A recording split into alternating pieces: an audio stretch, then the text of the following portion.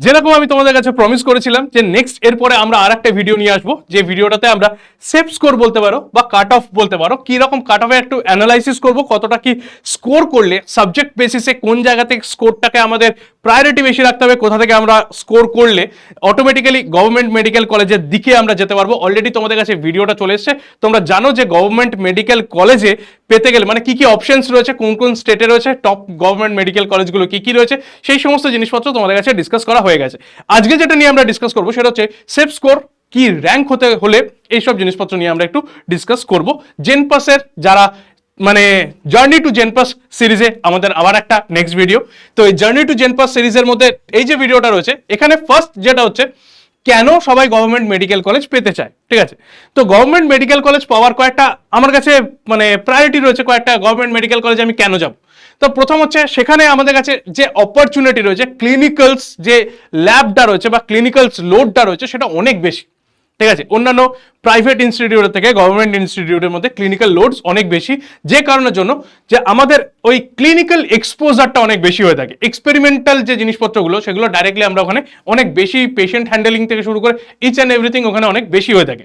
তাহলে যারা প্যারামেডিক্যালে যেতে চাইছে, যে মনে রেখো যে এটাতে শুধুমাত্র মেডিকেল কোনো ফিল্ডই শুধুমাত্র থিওরিটিক্যাল নয়, এটা একটা প্র্যাকটিক্যাল ফিল্ড।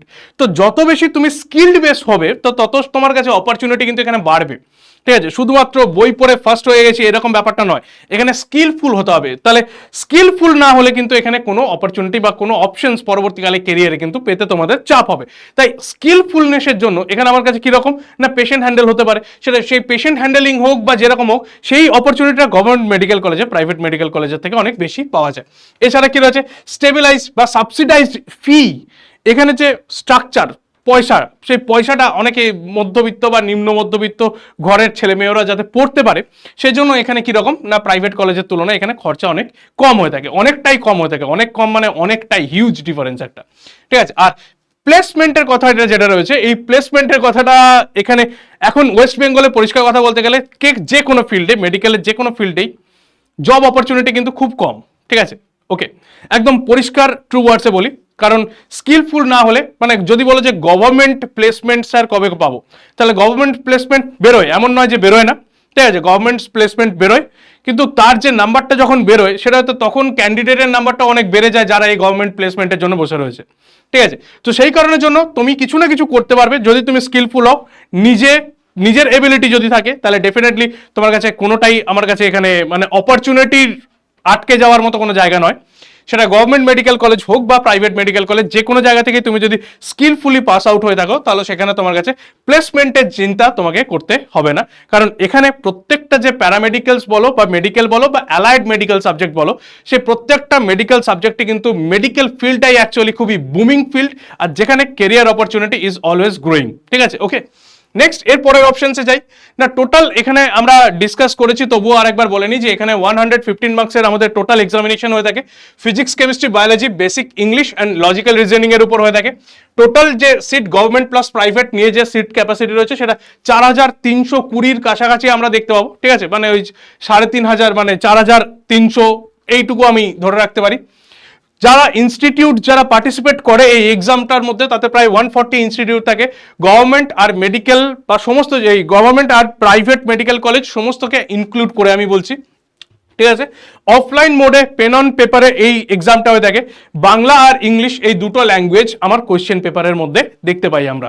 ঠিক আছে, ওকে, নেক্সট এরপরে রয়েছে কি না এর একটা মিনিমাম কাট অফ রয়েছে। ঠিক আছে, মিনিমাম কাট অফ বলতে টোটাল যে এক্সামটা হয়ে থাকে সেই এক্সামটাতে আমি কোয়ালিফাই করার একটা কাট অফ থাকে, আরেকটাকে বলা হয় জিএমআর বা জেনারেল মেডিকেল র্যাঙ্কিং। ঠিক আছে, বা জেনারেল মেরিট র্যাঙ্কিং। ঠিক আছে, সেই জিএমআর এর উপর ভিত্তি করে কলেজ পাওয়া যায়। ওকে, আর কাট অফটা কোয়ালিফাই করলে যে কোনো কলেজে, মানে যেটা যদি আমার প্রাইভেট কলেজেও হয় তাহলে প্রাইভেট কলেজেও আমাকে ভর্তি হতে গেলে প্রথম যেটা করতে হবে সেটা হচ্ছে কাট অফ কোয়ালিফাইড হতে হবে। ঠিক আছে, তাহলে কাট অফ যেটা দাঁড়ায় তা একদম বেসিক কাট অফটা ফার্স্টে বলছি। সেই বেসিক কাট অফটা থাকে হচ্ছে জেনারেল কাস্টের মধ্যে 50%, সেটা হচ্ছে 23.5 বা ওই 27 নাম্বারের কাছাকাছি থাকে। ঠিক আছে, ওকে, 25 দেখতে পাওয়া যাবে কার না 25-26 নম্বর হচ্ছে পিডব্লিউডি, আর এসসি এসটি ওবিসিদের জন্য এখানেও প্রায় 24 বা 24.5 নাম্বারের মতো নাম্বার, যেটা অ্যাকচুয়ালি যোগ্যতা, মানে জাস্ট আমি কাউন্সিলিং এ বসার আমার যোগ্যতাটাকে তৈরি করে, ঠিক আছে। এটা মানে কিন্তু এই নয় যে গভর্নমেন্ট মেডিকেল কলেজ এই স্কোরে পাওয়া যায়, ঠিক আছে। গভর্নমেন্ট মেডিকেল কলেজ এই স্কোরে পাওয়া যায় না, আগেই বলে দিলাম, ঠিক আছে। এটা কি করে না, এটা আমার নেক্সট যে রাউন্ড কাউন্সিলিং এ বসার জন্য যে যোগ্যতাটা দরকার সেই যোগ্যতাটাকে তৈরি করে, ঠিক আছে, বোঝা গেল। এরপরে ডাইরেক্টলি চলে আসবো যে যদি আমার কাছে টপ গভর্নমেন্ট মেডিকেল কলেজ আমি পেতে চাই, যেটা অলরেডি আমরা ডিসকাস করেছি এর আগের ভিডিওতে, কোনগুলো আমাদের কাছে টপ গভর্নমেন্ট মেডিকেল কলেজ, যারা এখনো পর্যন্ত দেখোনি কোন গভর্নমেন্ট মেডিকেল কলেজগুলো আমাদের কাছে কলকাতার মধ্যে রয়েছে, স্টেটের মধ্যে কোনগুলো রয়েছে, তারা যেন ডেফিনেটলি ওই ভিডিওটা একবার দেখে নিও, তোমাদের হেল্প হবে, ঠিক আছে। তাহলে টপ গভর্নমেন্ট মেডিকেল কলেজ যেটা রয়েছে সেটাতে আমাদের যে সেফ স্কোর একদম বলবো সেটা হচ্ছে 70+ মার্কস, ঠিক আছে। 115 নম্বরের মধ্যে 70-এর উপর যদি আমরা মার্কস কোয়ালিফাই করতে পারি, সেখানে আমার 400-র নিচে র্যাঙ্কিং থাকা উচিত। আর 400-র নিচে র্যাঙ্কিং থাকলে আমি এসএসকেএম বা কলকাতা মেডিকেল কলেজ বা এনআরএস এইরকম ধরনের জায়গাতে, টপ গভর্নমেন্ট মেডিকেল কলেজ এর জায়গাতে আমি চান্স পেতে পারি, ঠিক আছে। অ্যাভারেজ স্কোর 50 থেকে 60 বা 60-65 যদি হয়ে থাকে, সেখানে স্টেট গভর্নমেন্ট যে মেডিকেল কলেজগুলো রয়েছে সেখানে অ্যালাইড কোর্সেসের মধ্যে আমরা যেতে পারবো, ঠিক আছে। নার্সিং এর জন্য একটু টাফ হয়ে যাবে, যারা ফিমেল ক্যান্ডিডেট রয়েছে যদি মনে করো যে নার্সিং এর জন্য, তাহলে নার্সিং এর জন্য তোমাদের কাছে একটু টাফ হয়ে যাবে এই স্কোরেতে, তোমরা অ্যালাইড মেডিকেল ফিল্ডে যেতে পারবে।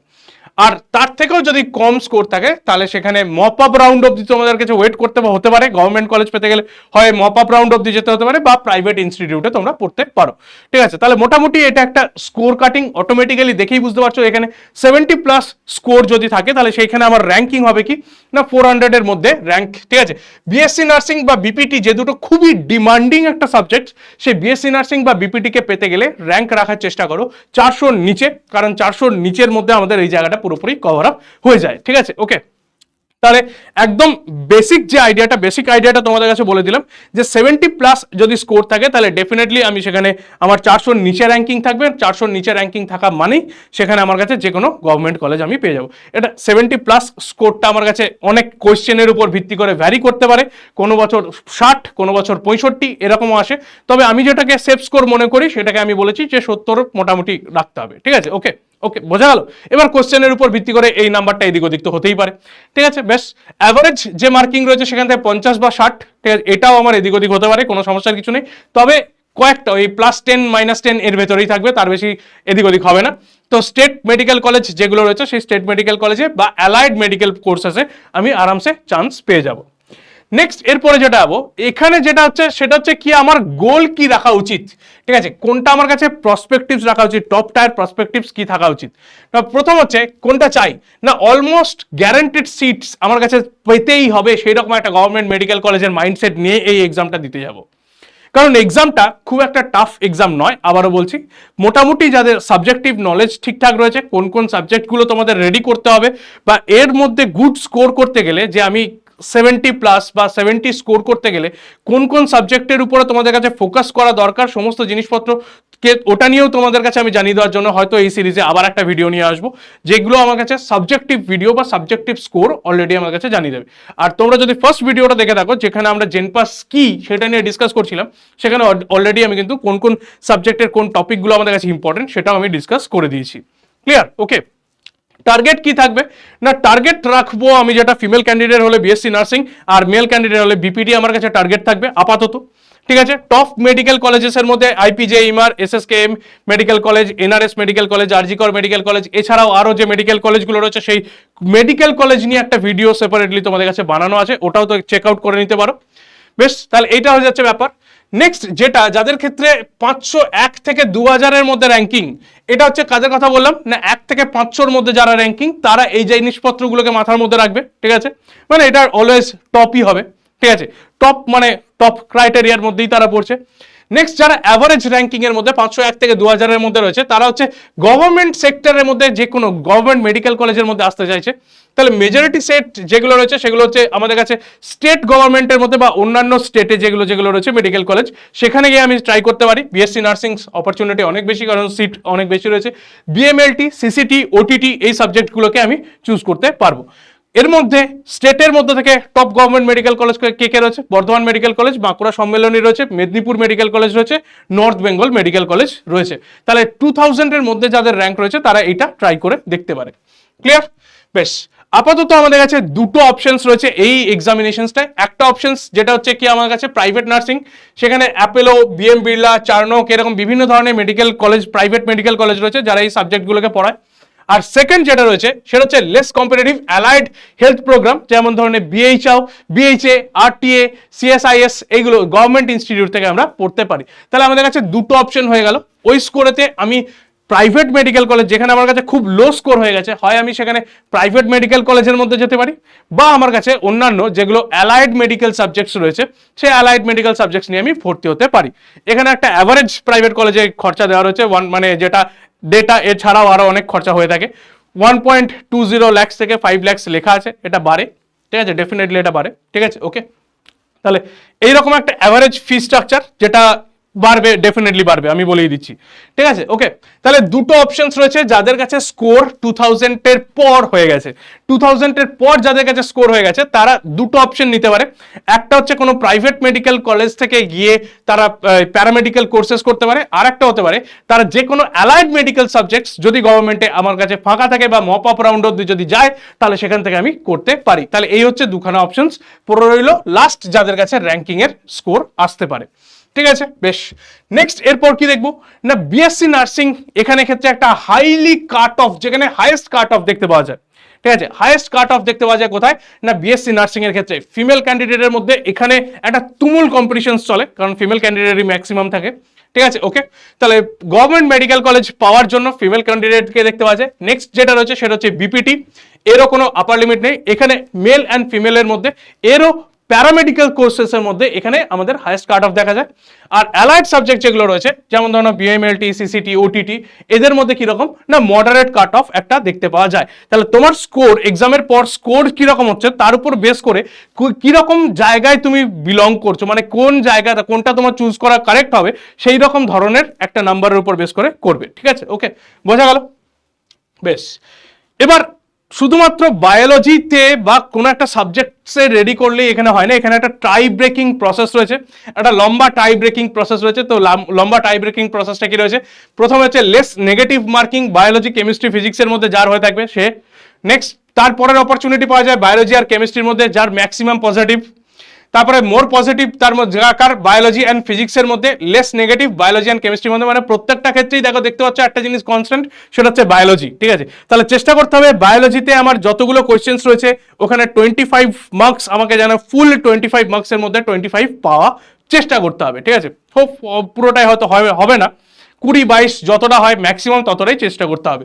তাহলে 25 আউট অফ 25 পাওয়ার ফোকাসটা যদি রাখি তাহলে এই যে যতগুলো কাট অফের সেশন চলছে সেই প্রথম 1 থেকে 4 নম্বর কাট অফের সেশন অবধি আমি মোটামুটি বায়োলজির জোরেতে বার করে ফেলতে পারবো, ঠিক আছে।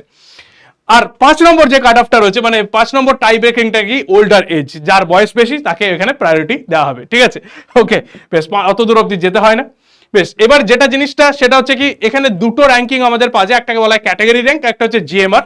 মনে রাখবে এই জিএমআর যেটা জেনারেল মেরিট র্যাঙ্কিং, এর ভিত্তিতেই টোটাল কাউন্সেলিংটা হয়ে থাকে, ঠিক আছে। ক্যাটাগরি র্যাঙ্কটা শুধুমাত্র ইনফরমেশন, যে তুমি যে রিজার্ভেশনসের মধ্যে রয়েছো সেই রিজার্ভেশনের মধ্যে তুমি কত নম্বর হয়েছো। অ্যাকচুয়ালি কাউন্সেলিং যেটার ভিত্তিতে হবে সেটা হচ্ছে এই জিএমআর এর ভিত্তিতে হবে, মনে রাখবে, ঠিক আছে, ওকে। তাহলে জিএমআর এর ভিত্তিতে আমাদের এখানে কাউন্সেলিং হয়ে থাকবে। এখানে ফিমেল বিএসসি নার্সিং প্রার্থী যারা রয়েছে তাদের জন্য আলাদা একটা জিএমআর এন বলে একটা মানে র্যাঙ্কিং হয়ে থাকে, সেই জিএমআর এন র্যাঙ্কিং এর উপরে নার্সিং এর কাউন্সেলিং হয়ে থাকে। আর নর্মাল জিএমআর এর উপর সমস্ত যে প্যারামেডিক্যাল অ্যালাইড মেডিকেলস রয়েছে সমস্তগুলো আমার এখানে জিএমআর র্যাঙ্কিং এর উপর হয়ে থাকে, ঠিক আছে। সাবজেক্টস অলরেডি বলে দিয়েছি, আরেকবার বলে জেনে নাও এটা, যে এজ আমাদের এখানে 17+ হতে হবে মিনিমাম, একাডেমিক ইয়ার ক্লাস +10 মানে 10 এর পর 12 অবধি যেতে হবে, ফিজিক্স কেমিস্ট্রি বায়োলজি সাবজেক্ট হিসেবে থাকতে হবে। আর রিজার্ভেশন ক্যান্ডিডেটদের জন্য 40% মার্কস, আনরিজার্ভদের জন্য বা জেনারেলের জন্য 45% মার্কস ম্যান্ডেটরি। ইংলিশে আলাদা করে পাস করতে হবে, ক্লাস 12-এ যেন ইংলিশে ফেল না থাকে। ডোমিসাইল সার্টিফিকেট যেন ওয়েস্ট বেঙ্গলের হয়ে থাকে, ঠিক আছে, বা পিতামাতার স্থায়ী ঠিকানা যেন ওয়েস্ট বেঙ্গল হয়, ঠিক আছে, বোঝা গেল। তাহলে এই হচ্ছে আমাদের কাছে ফাইনাল অ্যাকশনস। কি বলবো না, ফাইনাল অ্যাকশনস হচ্ছে স্টেপ 1 হাইয়েস্ট টার্গেট রাখতে হবে। ফার্স্ট হচ্ছে কি 23 মার্কস যেটা আমাদের কাছে সেফ স্কোর, ফার্স্ট ওটাকেই টার্গেট করতে হবে। সেফ স্কোর কত 60 থেকে 70, যদি 60 থেকে 70 আমাদের কাছে স্কোরেতে প্রথম এখান দিয়ে স্টার্টটা শুরু করতে হবে। নেক্সট কি করতে হবে, যে ট্রাই বেকিং এর জন্য বায়োলজিকে সবচেয়ে বেশি আমাকে প্রায়োরিটি দিতে হবে। নেক্সট এরপরে বাকি সব জিনিসপত্র, সার্টিফিকেটস, এই সমস্তগুলোকে গুরুত্ব দিয়ে দেখতে হবে। তাহলে এই হচ্ছে টোটাল হার্ডওয়ার্ক গভর্নমেন্ট কলেজ পাওয়ার জন্য। কত কি স্কোর করতে হবে, কি রকম কি কাট অফের ট্রেন্ডস চলে, এক্সামিনেশনস লেভেলটা হয়ে থাকে মডারেট টু ইজি, ঠিক আছে, খুব একটা টাফ এক্সাম হয় না, তাই আরামসে এখানে কোয়ালিফাই করা বা গভর্নমেন্ট মেডিকেল কলেজ পাওয়া একটা গুড অপরচুনিটি রয়েছে, ঠিক আছে। ওকে, তাহলে টোটাল যে স্কোর, কত কি স্কোরে কি পাওয়া যায়, কি রকম ধরনের মেডিকেল কলেজে আমি যেতে পারি, সেগুলো হয় হোপফুলি তোমাদের কাছে ক্লিয়ার করে দিতে পেরেছি। নেক্সট এরপরে আমরা আবারও একটা প্যারামেডিক্যালসের, তোমরা কমেন্ট সেকশনে জানাবে যে কিরকম ধরনের ভিডিও জেনপাস রিলেটেড দরকার পড়বে, ঠিক ওই রকম ধরনের ভিডিও জেনপাস রিলেটেড তোমাদের এখানে আমি করিয়ে দেবো। ওকে, আর অলরেডি এটাও জেনে রাখো যে জেনপাস 2026 এর জন্য একটা ক্র্যাশ কোর্স কিন্তু চলে এসছে পিডব্লিউতে, তো চাইলে ওইটা জয়েন করে যেতে পারো। যারা জেনপাসটাকে ফোকাস করছো, মেনলি আমি বলবো যারা ক্লাস 12 এর অ্যাসপিরেন্টস, ডাইরেক্টলি নিটের জন্য অতটা ভালো করে প্রিপেয়ার করার নেই, বা 11 বরবাদ এরকম ধরনের যারা ক্যাটাগরি রয়েছে, তারা জেনপাস এক্সামটাকে ফোকাস করতে পারো, ডেফিনেটলি ওটা ক্র্যাক হয়ে যাবে, ঠিক আছে। ওই জেনপাস 2026 ক্র্যাশ কোর্স, এটা পিডব্লিউ অ্যাপে গিয়ে সার্চ করে নিতে পারো, বা ডিসক্রিপশন বক্সে হয়তো থাকবে, চেক আউট করে নিতে পারো। তাহলে ব্যাচটাতে জয়েন করলে তো মোটামুটি তোমাদের রেডি করা, বা এই যে স্কোর কার্ড বলছি, এই স্কোর কার্ডের মধ্যে উইদিন 500 থাকা কোনো ব্যাপারই না। যদি সিরিয়াসলি পড়াশুনো করো, তাহলে ডেফিনেটলি এখানে গভর্নমেন্ট মেডিকেল কলেজ বা ভালো গভর্নমেন্ট মেডিকেল কলেজ পাওয়া কোনো ব্যাপারই না। ওকে, তো দেখা হচ্ছে নেক্সট ভিডিওতে, হোপফুলি এটা তোমাদের হেল্প করবে।